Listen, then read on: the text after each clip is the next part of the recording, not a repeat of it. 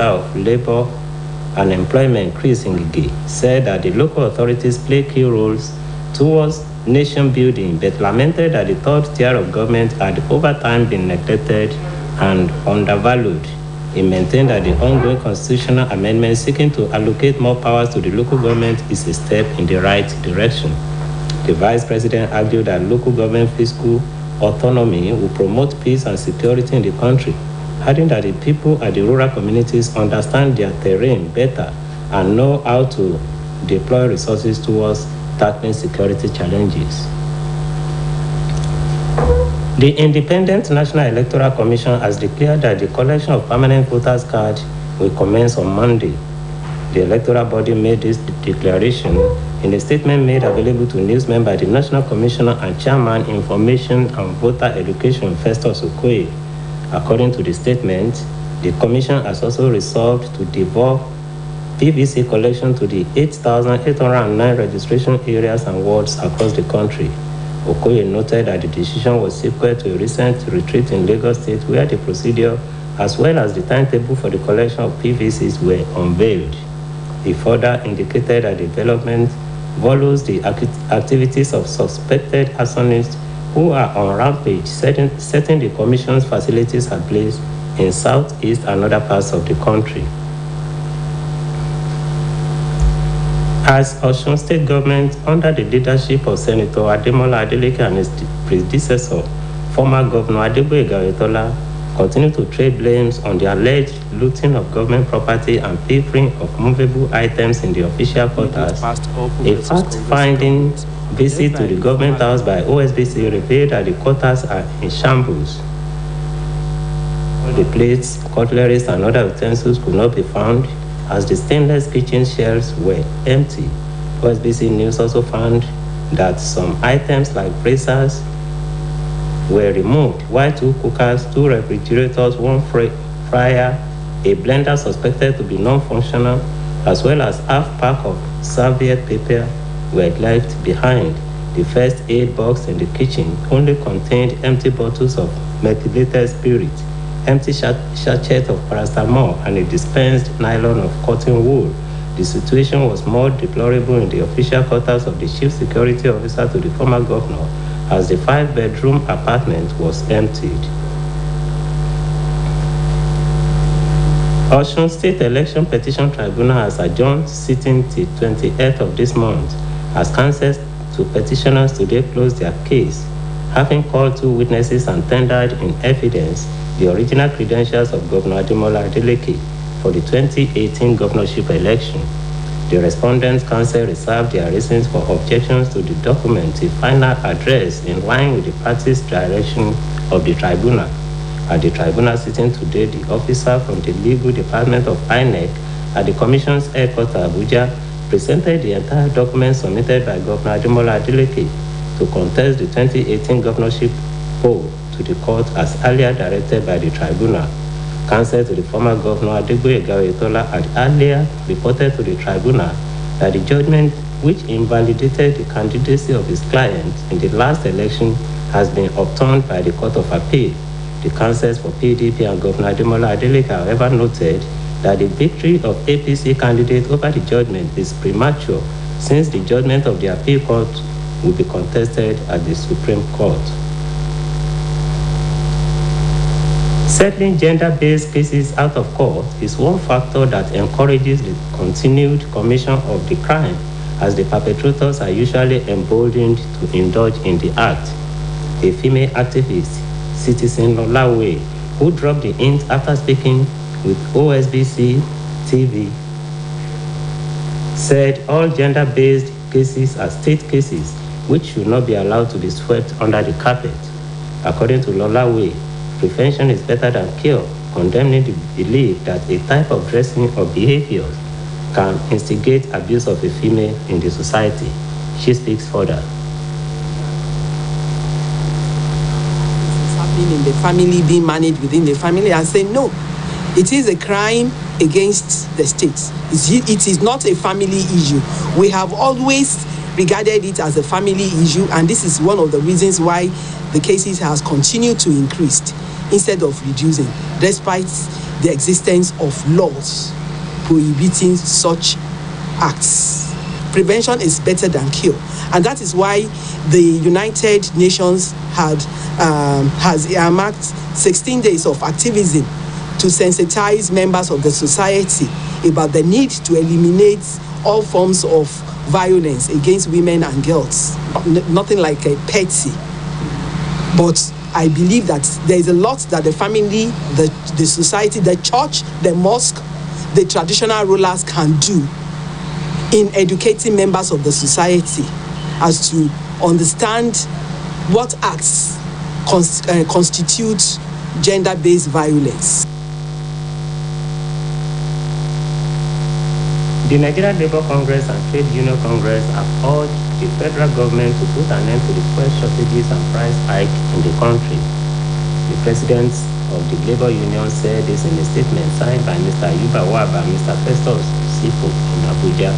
It said that the fuel shortages, price hike, and avoidable long queues in filling stations are unacceptable and no longer tolerable.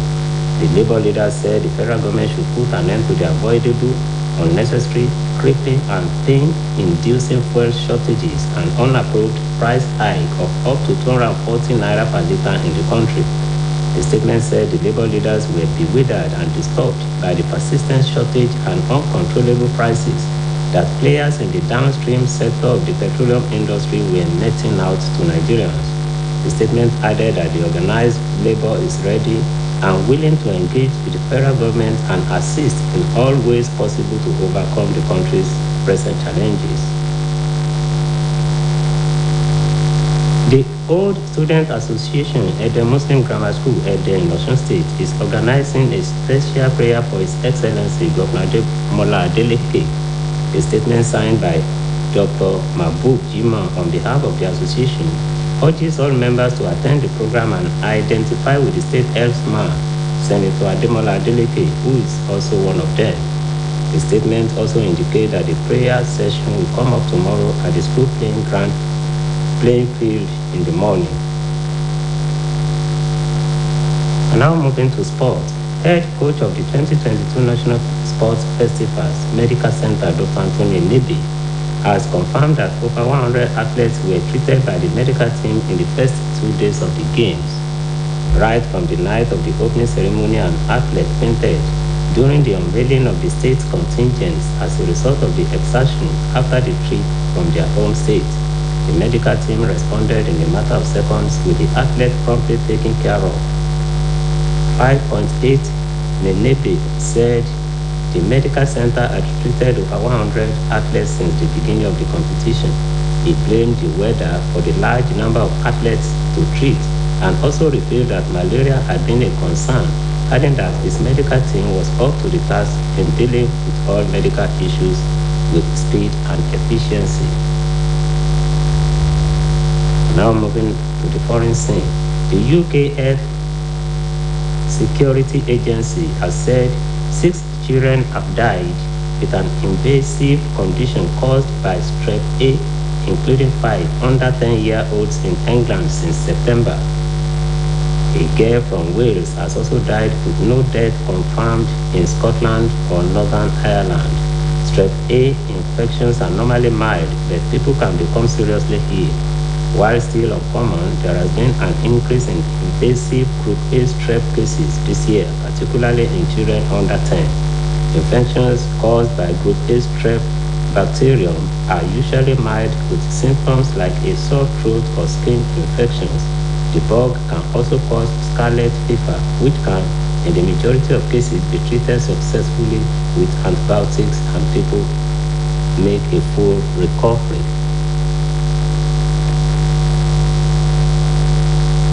And that ends the evening news on OSBC TV. Please join us at 7 for major report. Good evening.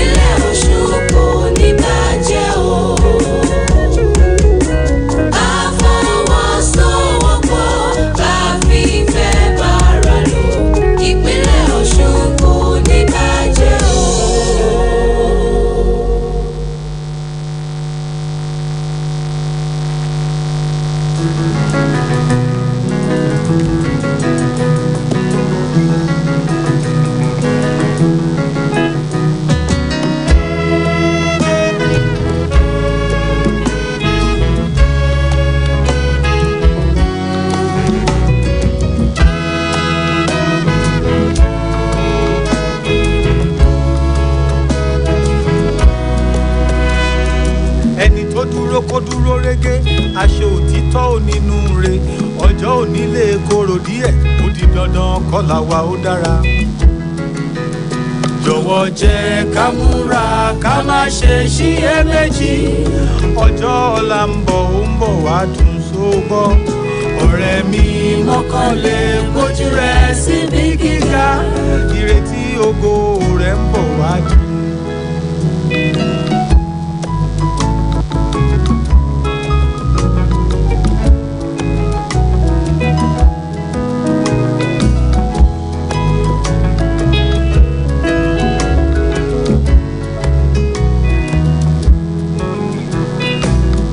Jìgì kó o dúró gbágbá má ìdáwọ́ dúró ọ̀rẹ́ mi ìbẹ̀rẹ̀ láwá o. Tara ṣàṣà má ṣe mọ́wọ́ lẹ́rán bá òkú ìṣe ó tán o làwọn àgbà ń wí. Jọ̀wọ́ jẹ́ ká múra ká má ṣe ṣiyèméjì. Ọjọ́ ọ̀la ń bọ̀ wá dùn sógbọ́. Ọ̀rẹ́ mi mọ́kànlé kójú rẹ̀ síbi gíga. Ìrètí ògo rẹ̀ ń bọ̀ wá dire.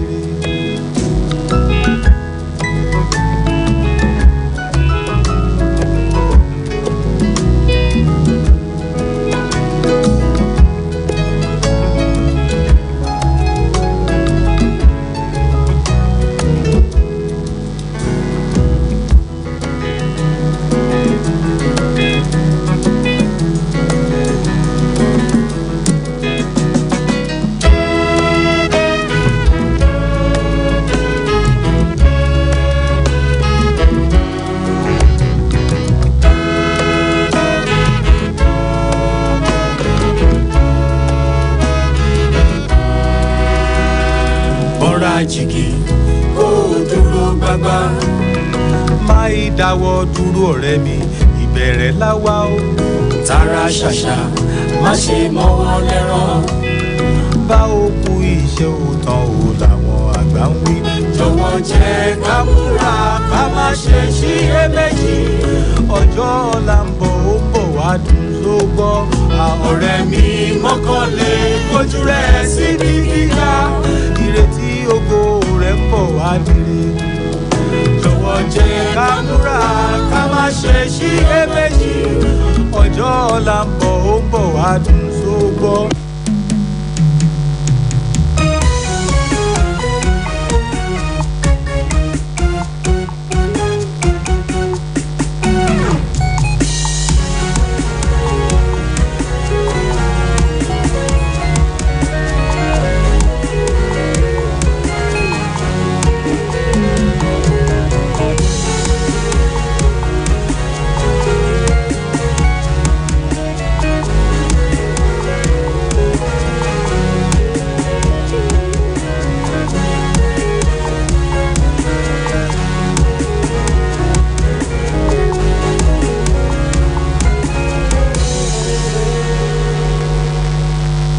ìrọ̀lẹ́ ìròyìn ìrọ̀lẹ́ Olúwarántí Ọ̀jẹ̀wùmí oníròyìn. Igbákejì ààrẹ orílẹ̀-èdè ọ̀jọ̀gbọ́n Yẹmí Ọ̀ṣínbàjò ti rọ àwọn aṣòfin ní ìpínlẹ̀ láti ṣèbuwọ́lù àbá tó ní ṣe pẹ̀lú káwọn ìjọba ìbílẹ̀ ò dádúró kí wọ́n sì ní òmìnira tiwọn. Níbi ìdánilẹ́kọ̀ọ́ kan tó gbé kalẹ̀ tó jẹ́ ìdánilẹ́kọ̀ọ́ ọlọ́dọọdún ní ibùdó tí wọ́n ti ń fìmọ̀ kúmọ̀ tó wà ní kúrò lẹ́bàá Jos ní ìpínlẹ̀ Plateau nígbàkejì ààrẹ ti wòye ọ̀rọ̀ yìí. Igbákejì ààrẹ ẹni tí mínísítà fọ́rọ̀ òṣìṣẹ́ àti ìgbanisíṣẹ́ dókítà Chris Ngige ṣojú fún sọ pé ẹ̀ka ìjọba ìbílẹ̀ ń kó ipa pàtàkì nínú ìfẹsẹ̀wọnsẹ̀ orílẹ̀-èdè ṣùgbọ́n tó kọ nínú bí wọ́n ṣe pa àwọn ìjọba ìbílẹ̀ tì bí ejò àìjẹ. Ó ṣàlàyé pé àtúnṣe sófin ilẹ̀ yìí tó ń lọ lọ́wọ́ yóò túbọ̀ ró àwọn ìjọba ìbílẹ̀ lágbára sí i tó sì jẹ́ ìgbésẹ̀ tó tọ̀nà. Bákan náà ní igbákejì ààrẹ ní báwọn ìjọba ìbílẹ̀ bá lè dádúró tí wọ́n sì lágbára lórí ìṣàkóso àti ètò ìṣúná wọn yóò mú kí àlàáfíà jọba tí ètò ààbò yóò sì dúró digbí lórílẹ̀‐èdè yìí nítorí àwọn èèyàn ẹsẹ̀ kúkú mọ ojúlẹ̀jà agbègbè wọn tí wọ́n sì mọ tìlú tòòró agbègbè tí wọ́n wà nídìí wójútù sí ìṣòro tó ń kojú ètò ààbò. Àjọ elétò ìdìbò lórílẹ̀‐èdè yìí INEC ti kéde pé bẹ̀rẹ̀ láti ọjọ́ ajé ọjọ́ 12 oṣù yìí àjọ náà yóò bẹ̀rẹ̀ sí pín káàdì ìdìbò alálòpẹ́ fáwọn tó ti forúkọ sílẹ̀ fún káàdì ìdìbò wọn. Nínú àtẹ̀jáde tí adarí fẹ́ka ètò ìròyìn àti líla àwọn olùdìbò lọ́yẹ̀ nínú àjọ náà ọ̀gbẹ́ni Festus Okoye fi síta lọ́rọ̀ yìí ti jẹyọ. Gẹ́gẹ́ bó ṣe wí, àjọ INEC ti fẹnukò láti rí dájú pé gbogbo ibùdó ìforúkọsílẹ̀ fún káàdì ìdìbò àtàwọn wọ́ọ̀dù tó wà yíká orílẹ̀-èdè yìí ni wọ́n ti pín àwọn káàdì ìdìbò náà. ọ̀gbẹ́ni Okoye ní ìgbésẹ̀ yìí wáyé lópin ìpàdé pàtàkì kan tí wọ́n ṣe ní ìpínlẹ̀ Èkó àti àlàkalẹ̀ bí pínpín káàdì ìdìbò náà yóò ṣe lọ. Ó fi kún pé nítorí bí àwọn olubi ẹ̀dá kan ṣe lọ ń dáná sun ọ́fíìsì àjọ elétò ìdìbò láwọn apá ibìkan lórílẹ̀-èdè yìí ló mú kí àjọ náà kó tètè gbé ìgbésẹ̀ yìí. Pẹ̀lú bí ìjọba ìpínlẹ̀ Ọ̀ṣun lábẹ́ ìdarí gómìnà Adémọ́lá Adélékè àti gómìnà àná ọ̀gbẹ́ni Adégbóyèga Oyètọ́lá ṣe ń fohùn ránṣẹ́ síra wọn lórí bí wọ́n ṣe kó gbogbo dúkìá ìjọba lọ nílẹ̀gbẹ́ ìjọba tí wọ́n sì sọ ibẹ̀ di gbòǹdùkú. Ìwádìí ikọ̀ òròyìn iléeṣẹ́ yìí sí ilé ìjọba àti àwọn ilégbèé tó wà níbẹ̀ fi hàn pé ṣe ni wọ́n kó gbogbo dúkìá náà tí wọ́n sì palẹ̀ rẹ̀ mọ́ pátápátá.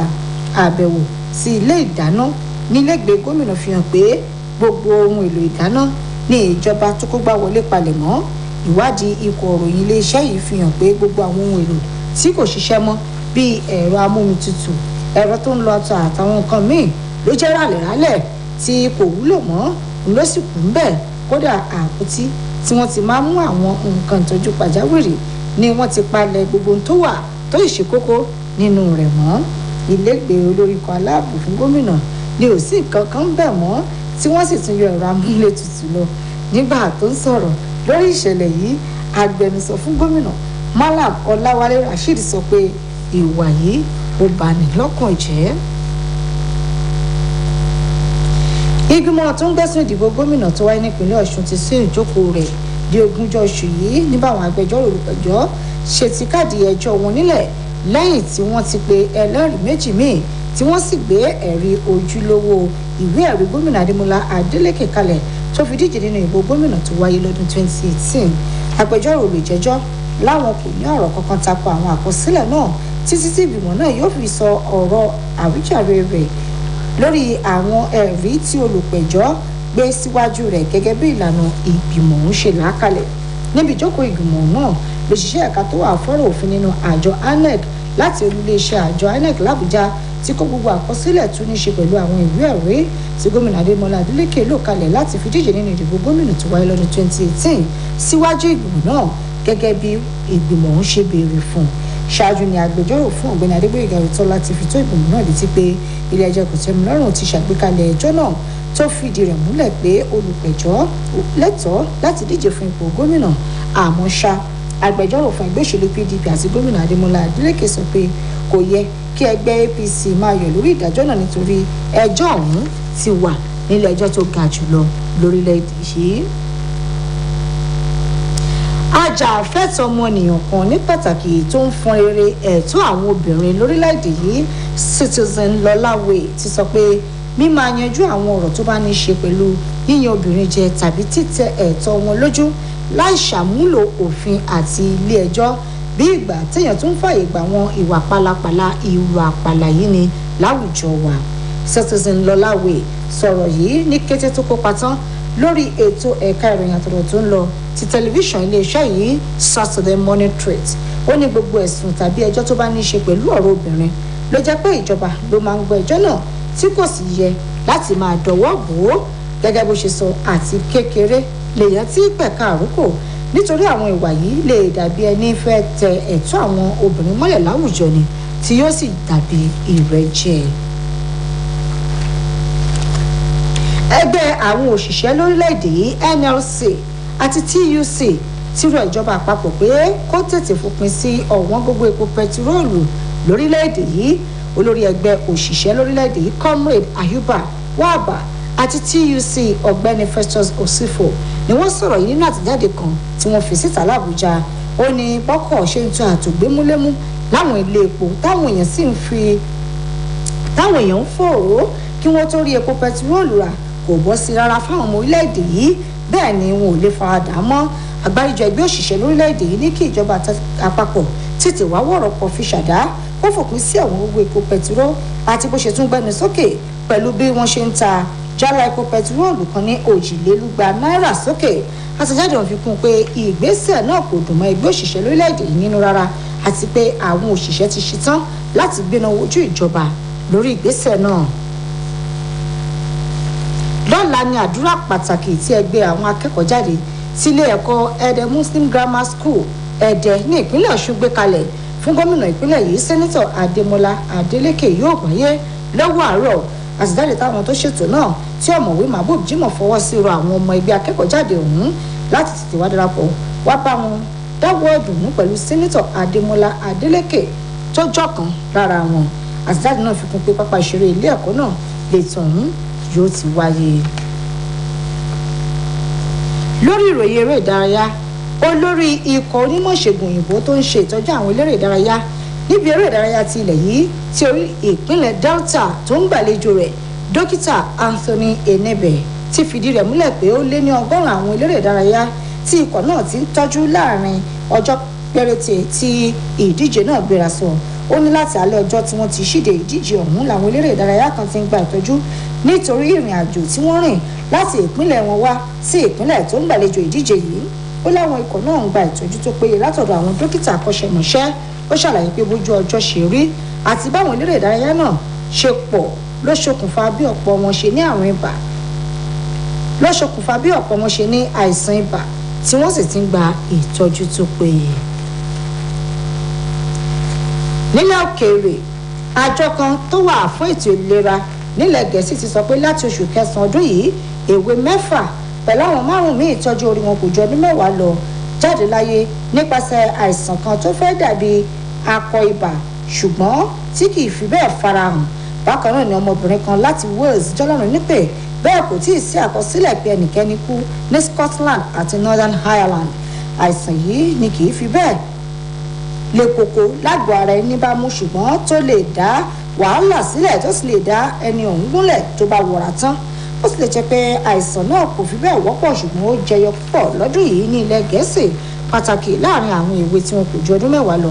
Lára àpẹẹrẹ àìsàn yìí ni ọ̀nà ọ̀fun dídùn àti ara yíyún.